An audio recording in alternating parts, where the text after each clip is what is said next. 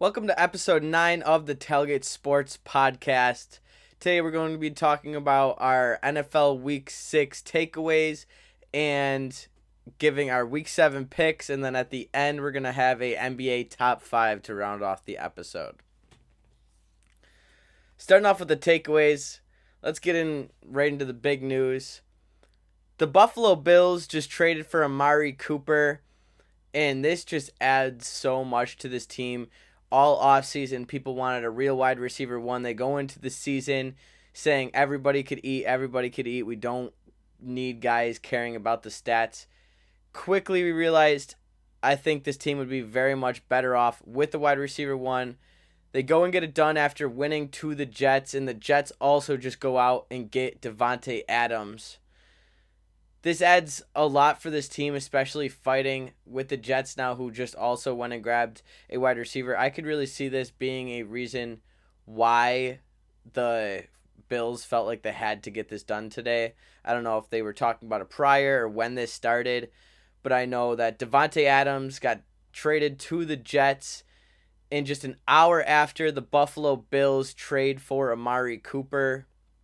Both these teams, I think Monday night, realize, okay, we need another guy. They both go out and get one.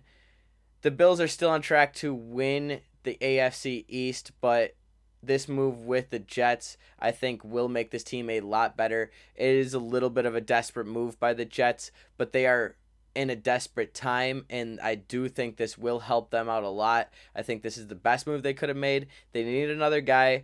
They go out and get a star wide receiver who has been phenomenal with Aaron Rodgers in the past. They've been struggling in the red zone, and we know what Aaron Rodgers and Devante Adams do in the red zone. This is a great move for them. They just also gave Hassan Reddick permission to seek a trade. I could see them adding some more pieces to make this team even better. I think they need to look for someone for that offensive line, maybe figure something out there. The pass protection needs to be better. Or maybe go out and get another couple pieces or a piece or two for the defense. I know they have been great, but they have had times where they really do lack. The Bills getting Amari Cooper is going to open up the field for a lot of these other guys. Kincaid has been getting double teamed a lot. Khalil Shakir, when he's out there, he's getting double teamed a lot. And now this will space out the floor and give more opportunities. Josh has that guy who they haven't built the trust yet, but this guy has the skill set for you to trust throwing to him in dire situations, in big moments. He has the big playability. He's fast. He's great at route running. This is going to help the Bills tremendously.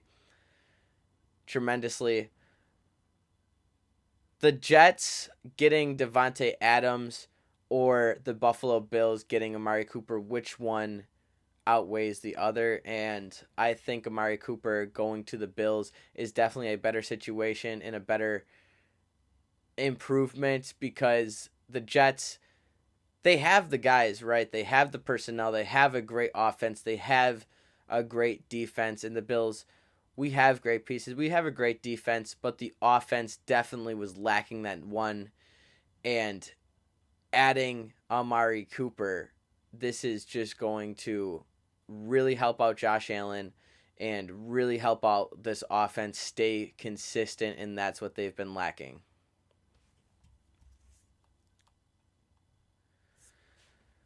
The Lions dominate the Denver. Sorry. The Lions dominate the Dallas Cowboys even after losing Aiden Hutchinson. Big loss for the Lions, losing Aiden Hutchinson for the season. What happens now?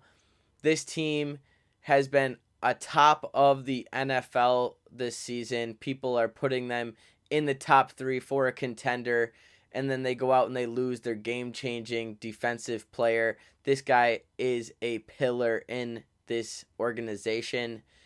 I think it's going to hurt them a lot more than people think, and they could go out and get another guy. I think that's what they should do.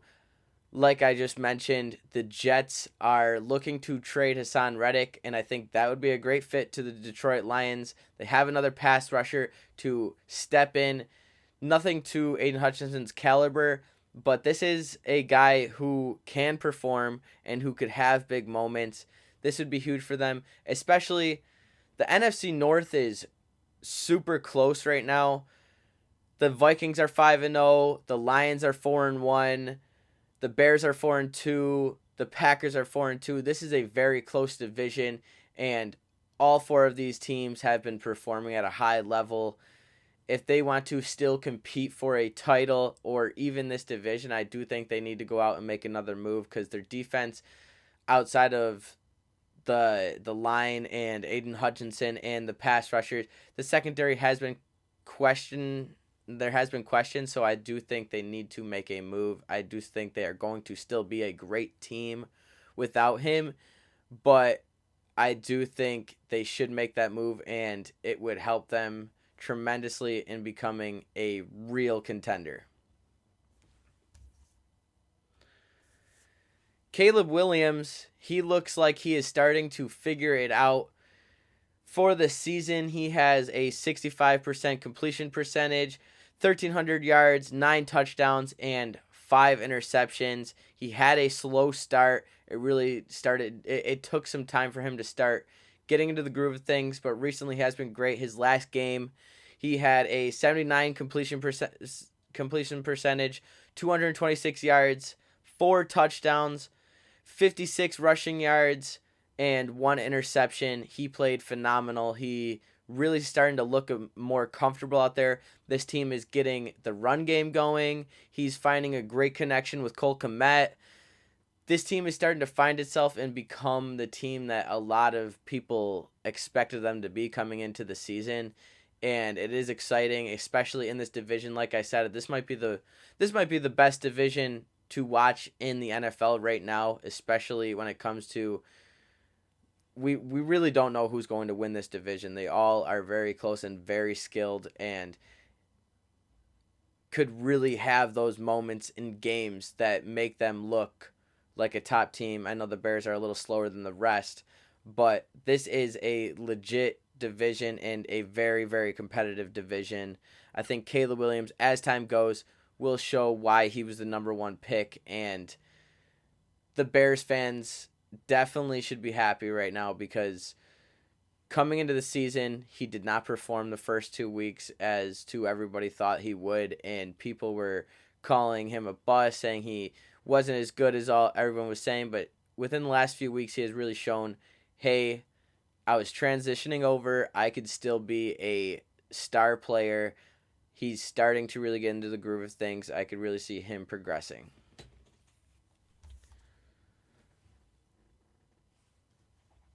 The Texans looking like they could be one of the better teams in the AFC, one of the better contenders. I do think they're getting overhyped a little bit. All their games have been really close, and I know they were without the run game for a while because Joe Mixon was out, and he just came back and had a great game, and I do think that is going to open up this offense a lot. Being able to have a good run game like that. CJ Stroud has been phenomenal this season so far. And just last week, even without Nico Collins, CJ Stroud performed really well, having 190 yards and 3 touchdowns. He's still got weapons there, so I'm not really worried with Nico Collins out. I do think they'll probably take as much time with him as they can, especially with how well he has performed, and they have the personnel to do so. As long as this team performs, I could see Nico Collins taking a step back and just really resting. And I'm not sure if he'll come back after the injury reserve is lifted after the 4 weeks. I don't know if they'll bring him back yet, especially if they keep performing how they did just this week. Those are really all the takeaways I have for this week. I don't think anything crazy was really happening except for the trades. Just one more little touch up. Amari Cooper going to the Bills, I think, is showing that Brandon Beane and this Bills organization does want to win now. I know people are saying it's an off year and Josh Allen, the Bills aren't real contenders this year, but picking up Amari Cooper, I do think really does make them a contender again. It might take a few games to get into the swing of things, but this is a guy who could really impact your offense and take over and be that number one and boost this offense to a contending level offense. Heading on over to our picks.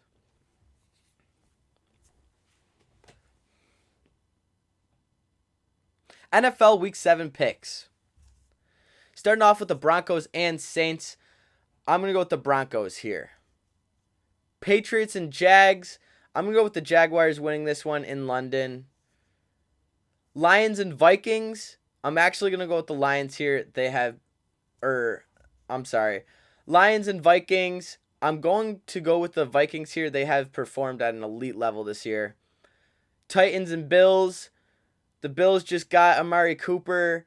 I'm going to rock with the Bills here. Dolphins and Colts. I'm going to go with the Colts here. Seahawks and Falcons. This is going to be a good game, a close one. I'm going to rock with the Falcons here. Texans and Packers. Another one I think is going to be close, tough. I'm going with the Packers. Bengals and Browns. The Bengals offense is just horrible. Give me the Browns offense is horrible. Give me the Bengals. Eagles and Giants. I'm going to go with the Eagles here. Raiders and Rams. I'm going to go with the Rams. I think Cooper Kupp might be coming back. Give me the Rams. Panthers and Commanders. Give me the Commanders. They have been explosive. Chiefs and 49ers Super Bowl rematch. I'm going with the 49ers here. Jets and Steelers. The Jets have Devante Adams now. I think they're going to go on a run. Give me the Jets. Ravens and Buccaneers. This is going to be a close matchup. I love this. It's going to be exciting. Give me the Bucs.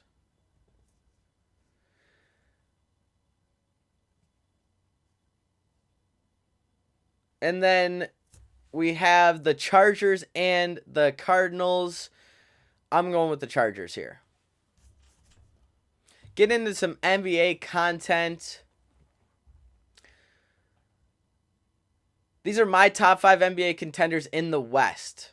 Starting off with the Timberwolves. I have them at 1. I really like the moves they made. Bring in Julius Randle and Dante DiVincenzo. This team is great on defense. I think they just added a lot of depth on offense. I have the Timberwolves at 1. At 2, I'm going with OKC. I really like them bringing Hardenstein and Caruso, bringing a lot of defense onto the squad. The offense has been great. I have to put them at 2.